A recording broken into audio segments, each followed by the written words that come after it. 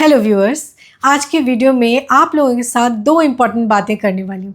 Number 1, अगर आप twin flame हैं और आप ट्विन फ्लेम जर्नी पे हैं तो मैं बताना चाहती हूँ कि ये जर्नी आपने खुद ने चूज़ किया है। तो इतना डिफ़िकल्ट और पेनफुल जर्नी आपने कब, क्यों, किस वजह से चूज़ किया, इसका क्या पर्पस है, इससे क्या फ़ायदा होने वाला है, इन बातों को डिटेल्स में डिस्कस करने वाली हूँ। दूसरी बात ये है कि आपको तो एज़ ट्विन फ्लेम्स पता ही होगा कि एक ट्विन फ्लेम वो होता है जिसके सोल को, जिसकी आत्मा को दो हिस्सों में डिवाइड कर दो अलग अलग बॉडीज़ में, दो अलग अलग ह्यूमंस में डाल दिया गया। और जैसा मैंने अभी बोला कि ये जर्नी आपने खुद से चूज़ किया है, तो आपने खुद को क्यों दो हिस्सों में डिवाइड किया, क्यों ये जर्नी चूज़ किया, और जब आपके सोल को दो हिस्सों में डिवाइड किया जा रहा था तो ये डिवीज़न का प्रोसेस कैसा था, उस वक्त क्या कुछ हुआ।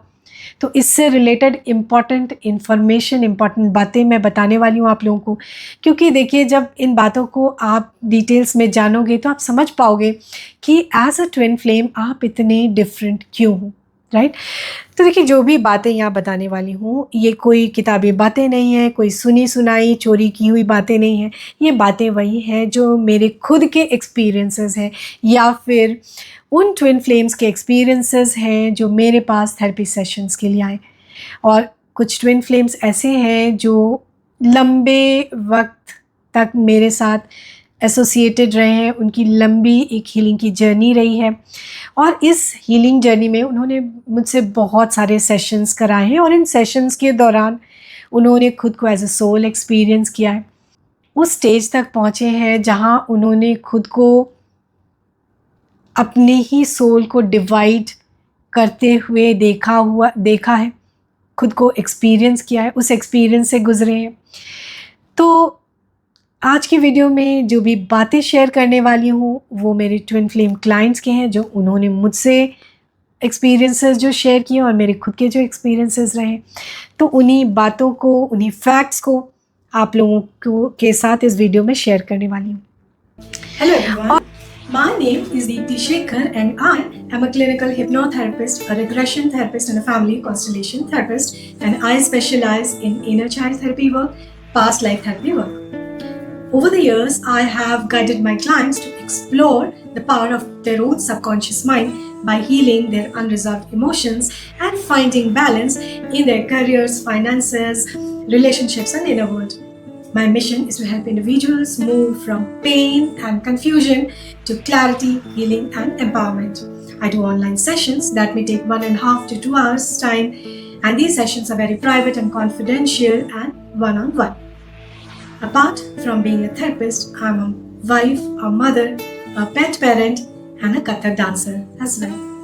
जैसा कि अभी मैंने कहा कि अगर आप ट्विन फ्लेम हैं, ट्विन फ्लेम जर्नी पे हैं, तो ये जर्नी आपने खुद ने चूज़ किया है। अब मुझे कैसे पता? तो देखिए मेरे खुद के एक्सपीरियंसेस हैं और मेरे कुछ ट्विन फ्लेम क्लाइंट्स के भी एक्सपीरियंस कुछ इस तरह के हैं। तो मेरे कुछ ट्विन फ्लेम क्लाइंट्स जो थेरेपी सेशंस के लिए आए थे, तो थेरेपी सेशन के दौरान वो LBL स्टेज तक पहुंच गए। LBL यानी लाइफ बिटवीन लाइफ। ये दो जन्मों के बीच का स्टेज है जहाँ एक जीवन ख़त्म हो चुका और दूसरा जीवन अभी शुरू नहीं हुआ है। और इन दो जन्मों के बीच जब आप एक सोल कॉन्शियस स्टेट में हो यानी आत्मा स्वरूप हो, तो मेरे जो ट्विन फ्लेम क्लाइंट्स हैं उन्होंने अपने आप को आत्मा स्वरूप देखा और वो एक ऐसे मोमेंट में पहुँचे जब उनके अंदर एक थॉट आया कि मैं अब अपने आगे आने वाले जीवन में एक नहीं दो बनकर मैं एक्सपीरियंस करना चाहता हूँ। और जैसे ही उनके अंदर ये थॉट आया, उन्होंने अपने आप को दो हिस्सों में यानी सोल ने, आत्मा ने अपने आप को दो हिस्सों में स्प्लिट कर लिया। अब आप इमेजिन करिए दो छोटे बच्चे जो एक मिठाई के टुकड़े को लेकर लड़ रहे हो कि मुझे भी चाहिए, मुझे भी चाहिए। तो ऑब्वियसली दो अपोजिट डायरेक्शन में अगर खींच रहे हैं तो वो दो हिस्सों में टूट जाएगा और वो दो हिस्से बराबर तो नहीं होंगे, किसी भी प्रपोर्शन में कैसे भी टूट जाएगा, राइट। तो जब आत्मा में ये थॉट आया कि मुझे एक नहीं 2 बन के आगे आने वाले जीवन को एक्सपीरियंस करना है, तो उसने अपने आप को 2 ऑपोजिट डायरेक्शंस में खींचना शुरू किया, स्ट्रेच किया और उसके 2 हिस्से बन गए। अब ज़ाहिर है ये 2 हिस्से बराबर तो नहीं थे, किसी भी प्रपोर्शन में ये टूट गए, क्योंकि वहाँ पे कोई कैंची या चाकू लेकर नाप तोल के उनको काटने के लिए तो नहीं बैठा था। ये उनकी अपनी मर्ज़ी थी, उन्होंने खुद को स्प्लिट किया, तो 2 अनइक्वल डिवीज़न बन गए। और ये प्रोसेस इतना सिंपल नहीं था। जब सोल के डिवीज़न हुए तो उसके अंदर बहुत कुछ डिवाइड हुआ। तो क्या चीज़ें डिवाइड हुई? तो देखिए, आपको तो पता ही होगा कि हर इंसान के अंदर कुछ फेमिनाइन, कुछ मैस्कुलाइन क्वालिटीज़ होते हैं, और ये क्वालिटीज़ लेकर आप पैदा होते हो, ये आपके सोल के क्वालिटीज़ होते हैं।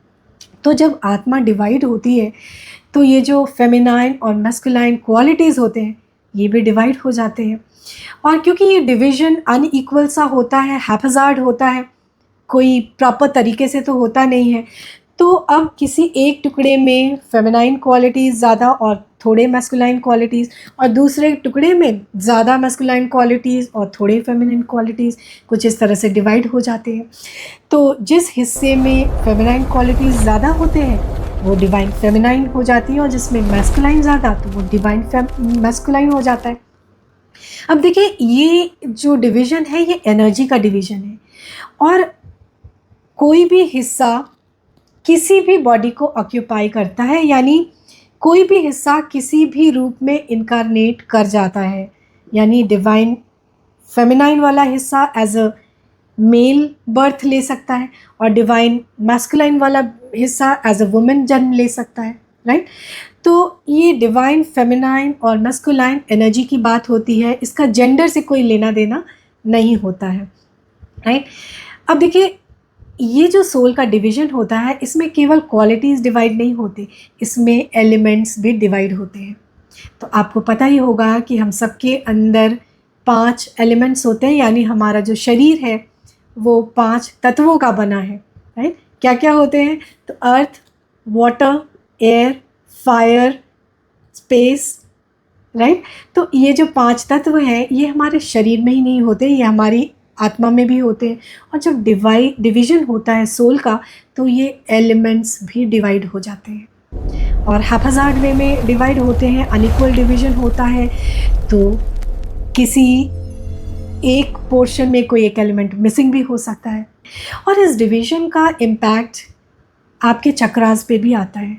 अब देखिए, जो मैस्कुलाइन्स होते हैं उनका रूट चक्र, उनका सेक्रल, उनका थ्रोट चक्र वो पावरफुल और स्ट्रॉन्ग होता है, और जो फेमिनाइन्स होती हैं उनका सेक्रल, उनका हार्ट चक्र, उनका थर्ड आई चक्र, आज्ञा चक्र वो बहुत स्ट्रॉन्ग होता है। तो आपने देखा होगा जो डिवाइन फेमिनाइन्स होती हैं उनकी फेमिनाइन क्वालिटीज़ कितनी हाईली डेवलप्ड होती हैं, वो इतनी इंट्यूटिव होती हैं, उनके डिवाइन से बहुत स्ट्रॉन्ग कनेक्शन वो फील कर पाती हैं, उनका हार्ट चक्र इतना पावरफुल होता है, वो बहुत ही लविंग, कंपैशनेट, बहुत एम्पैथिक होती हैं, बहुत ही अनकंडीशनल लव में रहती हैं, बहुत ही क्रिएटिव होती हैं, राइट।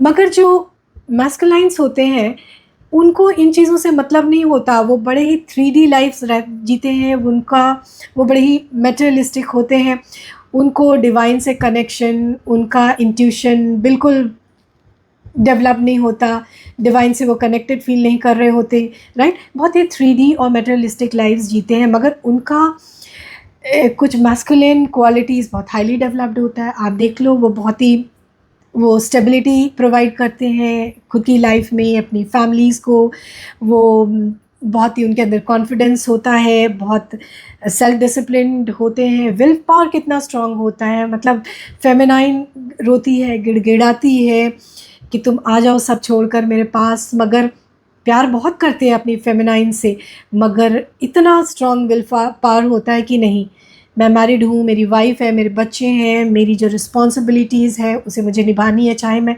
तुमसे कितना भी प्यार करूँ, मगर मेरी जो ड्यूटीज़ है वो मेरे लिए इम्पॉर्टेंट है। कई बार तो मैंने ऐसा भी देखा है कि मैरिड नहीं भी होते हैं मैस्कुलिन्स, तो उन्होंने शायद किसी को प्रॉमिस किया होता है कि मैं तुम्हें सपोर्ट करूँगा, मैं तुम्हारा साथ निभाऊँगा।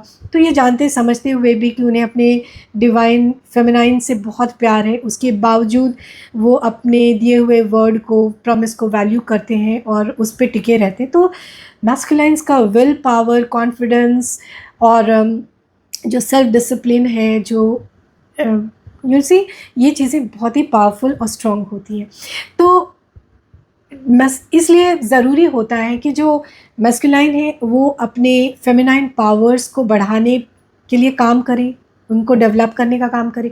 और जो फेमिनाइन्स हैं उनके लिए ये ज़रूरी है कि वो अपने मैस्कुलाइन साइड पे काम करें, मैस्कुलाइन क्वालिटीज़ को इम्प्रूव करने के लिए वो काम करें, राइट।